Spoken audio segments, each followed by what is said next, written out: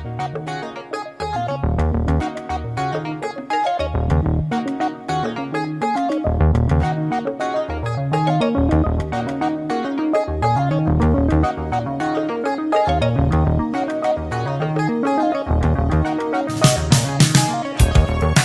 to another episode of the Conversation Live. The Conversation Live focuses on social justice, restorative justice, inclusion, and equality. Today, I am at the world-famous Wrigley Mansion, the Tournament of Roses house, and I'm joined by none other than the president of the Tournament of Roses, Mr. Gerald Freeny. Today, we're going to unpack his story, find out what were some of his challenges, what it took to become the president, why music played such an important role in his life. Gerald, how you doing, my man? It's a pleasure. Thank you so much for having me today, James. Man, thank you so much. So we are finally here.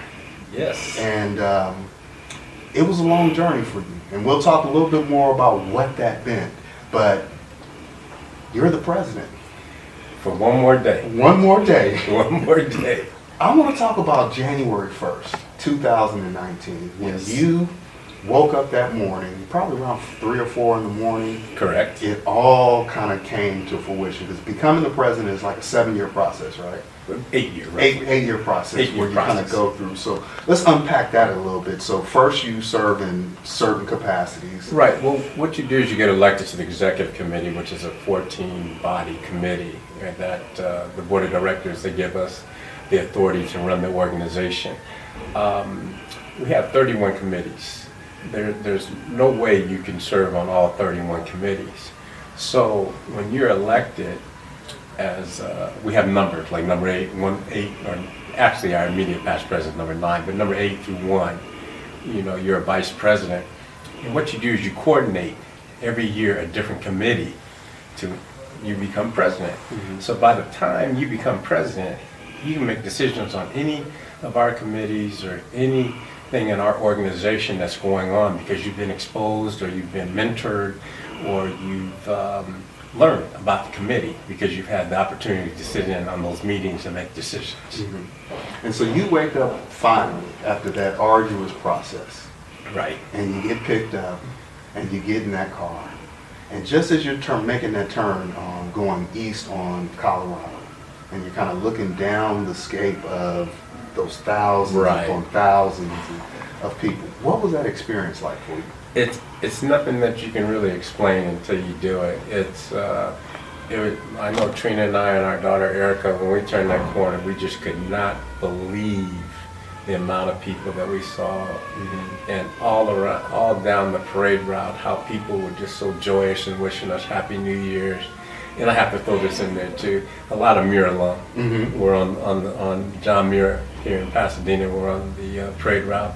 They had signs. They had everything. They were cheering me on, Muir alum and all that. So it was I can't describe it, but it's something that made me very humbled and very honored to be the president of this association. Because you're from here. You grew up in Pasadena, Altadena area. You were educated here in Pasadena, Correct. Altadena area. Correct. John Muir High School. We'll omit the class, but John Muir High School. Okay. And Pasadena Christian. Pasadena I got to give them Christian. some love. Yeah, give them some love as well. And then you went on to Cal State LA before you started your professional career. Right. Did the little boy, Gerald, or Freeny as friends say they called you growing up, did Freeny ever see himself becoming the president of the Tournament of Roses? Never. I joined back in 1988. I just joined to have a good time, to give back to the community. My mom and grandmother were very involved in the community here in Pasadena as far as volunteering.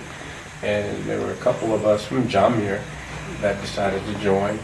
And 2 of us or 3 of us got in that year, I recall. But 2 of us became president. Brad Radler was 2 years ahead of me, and then I followed him 2 years behind, and we both graduated the same year from John Muir High. And both local guys, and it's just humbling for us, both of us. Let me check in. You're watching The Conversation Live. I'm your host, James Farr. My guest today is the president for just one more day of the Tournament of Roses, Mr. Gerald Freeny, and we're unpacking his story. We've learned a little bit about what some of the challenges were in terms of how you become the president. We're going to find out a little bit more about what it meant to be the first, and then also we'll look at why music played such an important role in his life. These challenges, you had some health scares. Yes. Very well documented that you spoke publicly of. You almost thought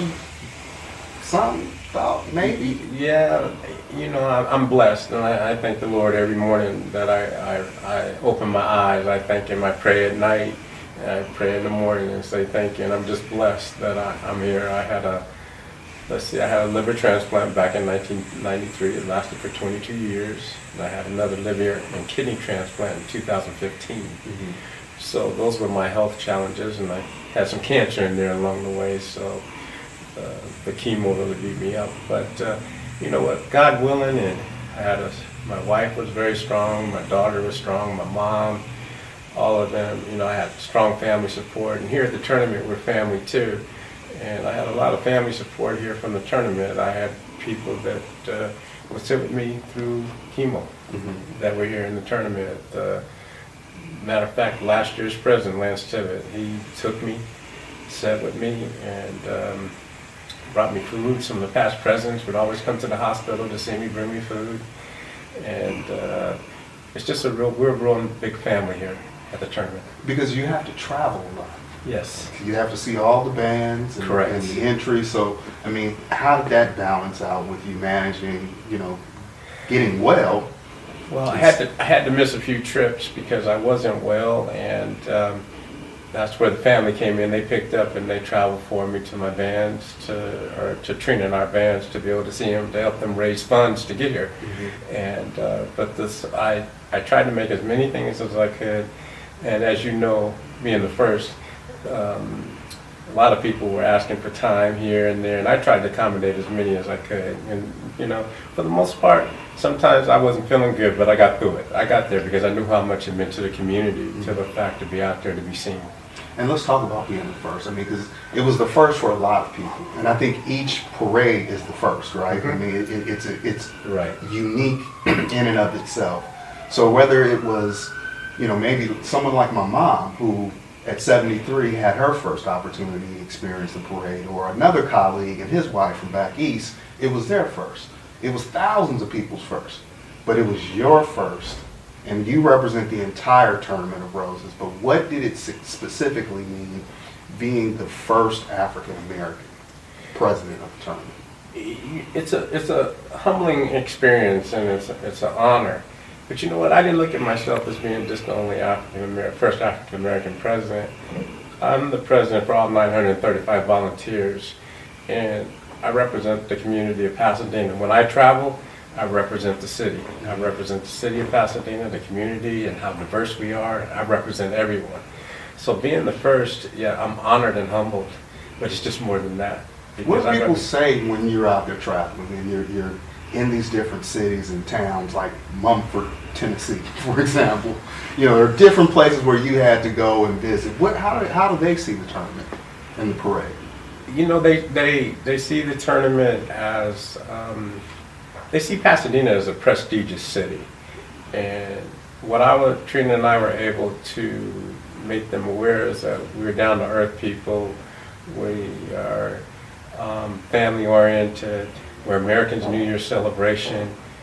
And I guess our goal is to put on the best floral pageant in the world and the best collegiate football game in the nation. So that's what Trina and I tried to present when we were out there, was that, hey, we're everyday people. Did you watch yourself on TV? I haven't watched too much of it, not yet, not yet. The only thing I have seen is I flipped the coin at the game. Okay. But that's the one, because I'm getting a lot of texts on that, like, why'd you flip it so high?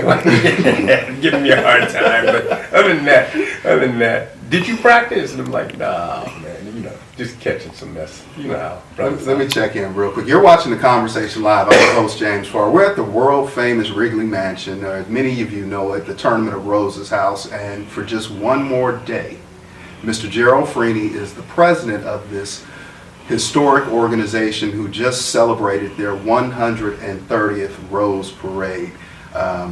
We're unpacking his story. I want to talk with him now a little bit more about music and life. And, there was something, I felt the energy was different this year at the parade. Okay. Felt like it had a little bit more soul. It had a rhythm. You selected Shaka Khan as the Grand Marshal. Why Shaka Khan? Trina and I looked at Chaka Khan based on the fact that we used to dance off of her music when we were in college. And we wanted somebody that we could relate to. We wanted somebody that was upbeat.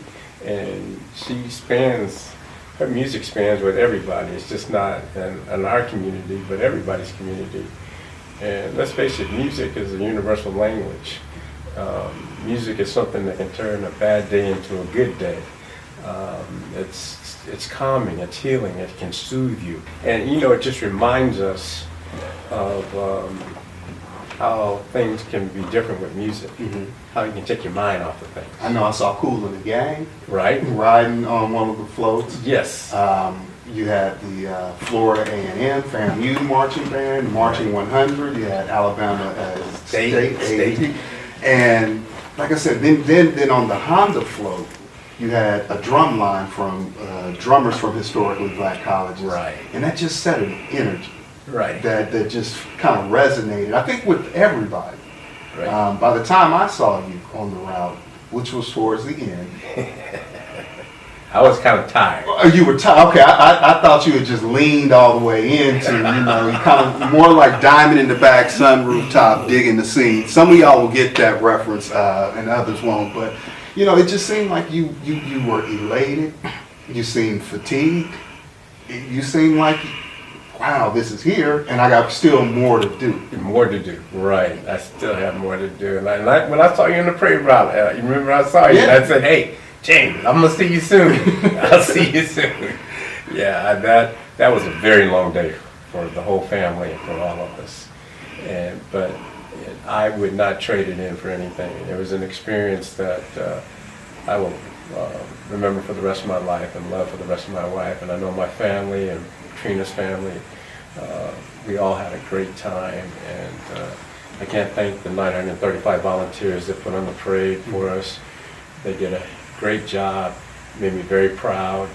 I want to take the staff, our football staff, put on a great game. We had a great game. The two universities were just outstanding, and just to all our sponsors, thanks for all their love and help. I'm going to leave it right there, Gerald. Thank you so much for taking time out of your schedule. No problem. And talking with us. Congratulations. Thank you. Thank you. Congratulations to you too. Thank you. Good luck. You're watching The Conversation Live. I'm your host, James Farr. Conversation Live focuses on social justice, restorative justice, inclusion, and equality. My guest today was Gerald Freeny, who is the president of the Tournament of Roses for just one more day. Until we have another opportunity to talk with you, as always, agape.